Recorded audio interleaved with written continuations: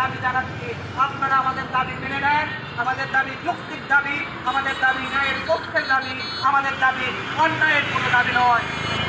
আমাদের দাবি যদি মেনে না নেওয়া হয়, আমাদের এখান থেকেই কামাল পাশা বের হবে, আমাদের এখান থেকেই জেঙ্গিস খান বের হবে, আমাদের এখান থেকেই বের হবে কাজী নজরুল ইসলামের মতো বিদ্রোহী ব্যক্তি।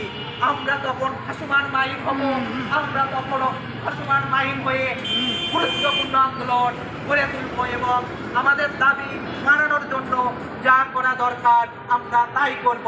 তাই আমি প্রশাসন মহোদয়কে এবং যাদের এখানে হাত আছে, আমি প্রশাসন মহোদয়কে বলছি, যাদের এখানে হাত আছে তাদের সুষ্ঠুভাবে বিচার করা এবং যারা বিবাহিতধারী কিভাবে তারা পারলো, কোথা থেকে আসলো, কিভাবে আসলো, কোন মহল থেকে আসলো, এর যেন সুষ্ঠু তদারকি করে সুষ্ঠুভাবে বিচার করা হয়। শুধু পুলিশ ভাইয়েরা কষ্ট করে ধরে দিল, আইনের পাঠ্য করে দিয়ে বের হয়ে গেল, তাহলে তো এটা বন্ধ হবে না।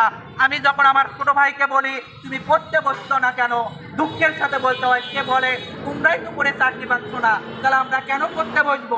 আমাদের তো পড়ার কোনো তো কথাই না। আমরা যদি পরীক্ষার আগে প্রশ্ন পাই তাহলে আমরা পড়তে যাব কেন?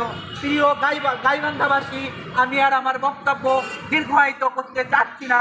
আমি আমার সর্বশেষ এই দাবি করছি, এসআই নিয়োগে যেমন প্রথমে পরীক্ষার ফি নিয়ে এসআই পরীক্ষা নেওয়া হয়, তারপর লিখিত পরীক্ষার জন্য ব্যবস্থা করা হয়।